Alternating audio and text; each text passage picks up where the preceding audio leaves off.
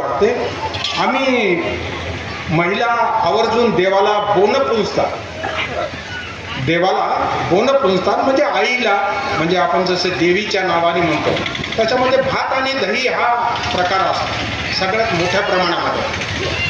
भात आणि दही हा जो प्रकार आहे, आमच्या ऋषीमुनींनी फार पूर्वी काळी त्यांच्या आपलं जे शेतीचं जे शास्त्र आहे त्यामध्ये लिहून ठेवलेलं आहे. दह्यामध्ये जर बघितलं तर जे बॅक्टेरिया आहेत, ती जी बॅक्टेरिया आहेत त्याला वाढवण्याचं काम हे भात करतात किंवा भाताची पेज करतात.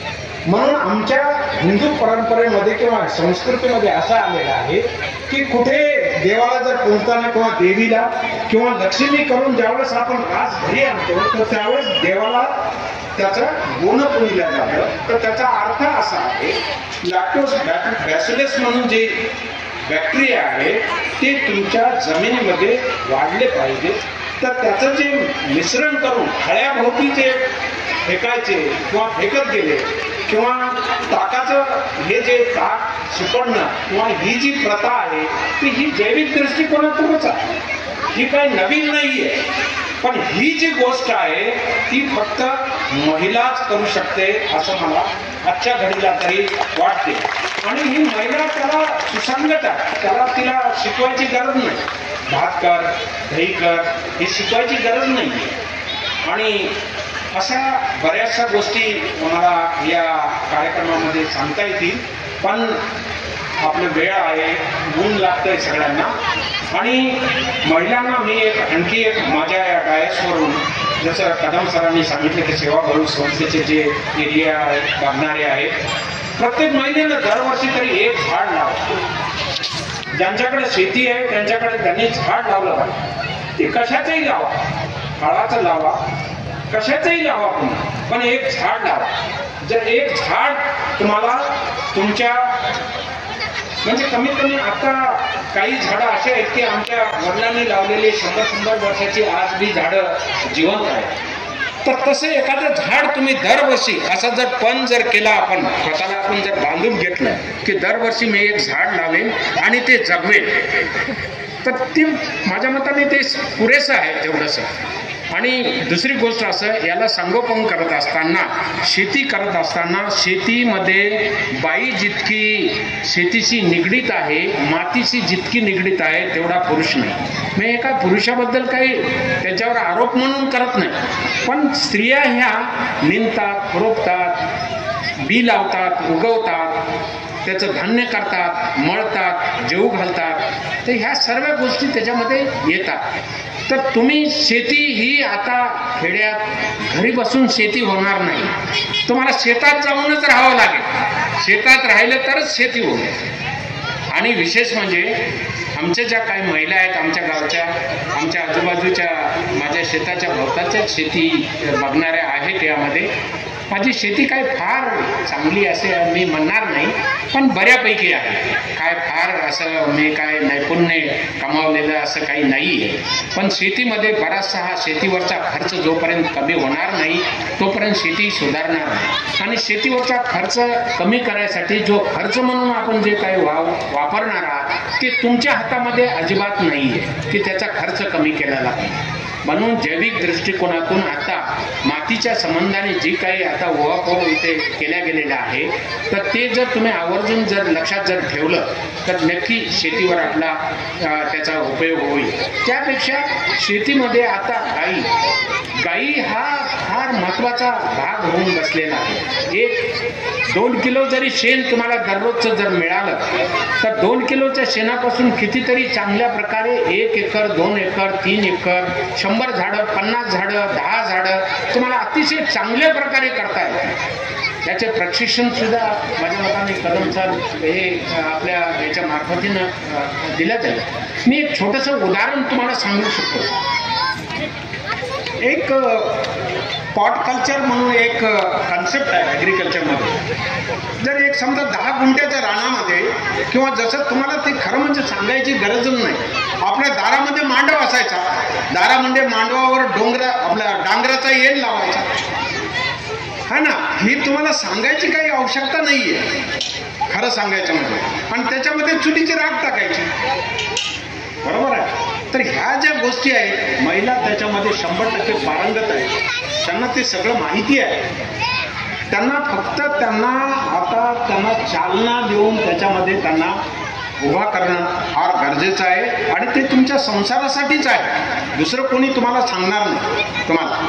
तर तुम्ही एक पॉट कल्चरच्या कन्सेप्टमध्ये असं आहे, 10 किलो माती जर घेतली, 10 किलो मातीमध्ये तुम्ही एक पॉट जर तयार केला 10 किलो मातीचा, तुम्ही कशाचाही करा असेल तर त्याचे सिमेंटचे पोते घेऊन या. सिमेंटचे पोते जे फाटलेले पोते आहेत, आपल्याला जर कशावर खर्च करायचे जर नसेल तर त्याच्यात तुम्ही माती भरा आणि मातीमध्ये तुम्ही जी जैविकता आहे तर ती तुम्ही गाईचं गोमूत्र आणि शेण काढून तुम्ही दररोज त्या पॉट कल्चरला म्हणजे त्या बॅगला तुम्ही ते भरता. एका बॅगमध्ये 4 जर कारल्याचे झाडं, 4 जर दोडक्याचे झाडं जर लावली तुम्ही, असे जर 100 जर झाडं लावले तर 400 वेलीची बाग ही तुमच्या घरी विनासायास तयार होणार, की ज्याचं उत्पन्न जे आहे त्याचं उत्पन्न तुम्ही अंदाज नाही बांधू शकता. एक कारल्याची बाग 4.5 महिने चालू शकते. ही जैविक प्रक्रियेमध्ये आज निष्पन्न झालेलं आहे, ते सक्सेस झालेलं आहे. तर ही गोष्ट तुम्हाला सांगायची नाही, फक्त तुम्हाला आता प्रवृत्त करायचा, तुम्ही ते केलं पाहिजे. तुम्ही जर करणं गेले तर तुम्हाला काही मिळणार नाही. एक गाईचा पोटा आम्ही घर सारवायचो काय ना, आता आज आमची अशी परिस्थिती आहे, सगळ्याच्या घरामध्ये फरशी झाली, गाय नाही राहिली. शेण मग कोणाच्या तरी बाजूच्या घरून जाऊन गायची चोरून आणायचं, बळच कुठंतरी रांगोळ टाकायचं, आपला सडा टाकायचा है ना. तर ही प्रवृत्ती आता आमच्यामध्ये झालेली आहे. तर आता महिलांना मी फक्त एवढंच सांगेन की तुम्ही पॉट कल्चर, फुटकं रांजण, फुटकं गाडगं, फुटकं मातीचं भांडं तुम्ही त्याच्यात मातीत भरा, त्याच्यामध्ये तुम्ही 4 बेल लावा आणि 10 गुंठ्याचं तुम्ही जैविक देवा.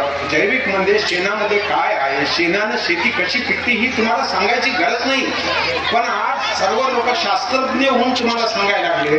माझ्यासारखा प्रवक्ता येऊन इथं सांगायला लागला की नाही तुम्ही आता शेणावरची शेती करा, अमुक करा, तमुक करा. ही जी गोष्ट आहे ती आता फक्त तुम्ही त्याचं अनुकरण करणं तुम्हाला काळाची गरज झालेली आहे. आणि जसं डॉक्टरांनी सांगितलं की आमचं अन्न आणि शरीर, आमचं शरीर म्हणजे जे काही आमचं स्वास्थ्य आहे हे कसं बिघडलेलं आहे. आम्ही आता भाकर खायचं विसरून गेलो. आता याच्यातले बऱ्याचशा मला त्या भाकरी जमत नाही. आता भाकरी जमत नाही म्हणजे की भाकरीच करत नाही. आता भाकरी जमत नाही म्हणजे का शिळी पोळी खावटत नाही. पण 3 दिवसाची भाकर शिळी राहिली तर 100% खाणार. मग त्याच्यामुळं इतकं थंड राहील, जितकं जे थंड आहे तर आमचे दात खराब होणार, सकाळचा नाश्ता मिळेल, मुलं शाळेमध्ये भाकर खाऊन जातील, शिळी पोळी खात नाही. खाऊन बघा. मग आता एक पद्धत निघाली, शिळी पोळी उठलं की बकऱ्याच्या पिल्ल्याला खा, हा ना. मग आता ते मुलगाच खायना तर ते शिळी पोळी ते कोण खाईल. तर त्यासाठी आजच्या घडीला मिलेट प्रोग्राम म्हणून जो आता त्याच्यामध्ये जो आलेला आहे ॲग्रिकल्चरमध्ये, तर मी कदम सरांना आपण की महिलांना तुम्ही अतिशय चांगल्या प्रकारे समजून सांगितलं पाहिजे. कधी जर योग असेल तर आम्हाला बोलवा. आम्ही 100 किलोमीटरमध्ये प्रवास करायला म्हणजे काही असं वावगं मानणार नाही. तर मिलेटचा जो प्रोग्राम येणार आहे, शासनाने आता फार मोठा नैसर्गिक शेती आणि मिलेटचे प्रोग्राम जे डिक्लेअर केलेला आहे, तर त्यामध्ये खूप काही तुम्हाला सांगता येईल, शिकवता येईल आणि ही महिलाच करून देणार. जर आमची चपाती जर सोडायची असेल तर चपाती खात असताना त्याला तेल लावणार, पाम तेल नरड्याला सुद्धा पाम तेल, चॉकलेटला पाम तेल, बिस्किटला पाम तेल आणि त्याच्यामुळे आरोग्यावर जे आमचे परिणाम होत आलेले आहेत ते आजपर्यंत डॉक्टरने जसं सांगितलं की आरोग्य आणि स्वास्थ्य तुमचं जे हे आहे ते फक्त अन्नातूनच टिकेल आणि अन्न खायला जर चांगलं मिळेल तरच नाही. आज तुमच्या इथे बाजारामध्ये मी टीका म्हणून नाही करणार, कोल्हारीमधून भाजीपाला मोठ्या प्रमाणात येतो. मंगळवारच्या बाजारात, शुक्रवारच्या बाजारामध्ये सकाळी फवारतात, संध्याकाळी तोडतात. सकाळी फवारतात है ना, दुपारी तोडतात, लगेच ताजा आहे म्हणून सांगतात. त्याच्यावर कोराजन, त्याच्यावर कुठले इन्सेक्टिसाइड. आता ते काय म्हणजे काय खायला याचं काही भान नाही आणि त्याचे परिणाम आमच्या शरीरावर व्हायला लागलेले आहेत. तर ही काळाची गरज आहे असं मी मानेल. शेती हा विषय तुम्ही दोनच गोष्टी लक्षात ठेवा. माझं असं म्हणणं, एक बकरीच्या ऐवजी तुम्ही एक गाय ठेवा. गाय, गोमूत्र आणि शेण ही जी प्रक्रिया पुढे चालून येणारी आहे ती आजच तुम्ही सांभाळून वापरा, ठेवा आणि त्याचा तुम्हाला शेतावर उपयोग होईल. तुम्ही पाहत आहात महाराष्ट्राच्या कुशीतलं GK न्यूज मराठी. सात जनतेची, भूमी महाराष्ट्राची.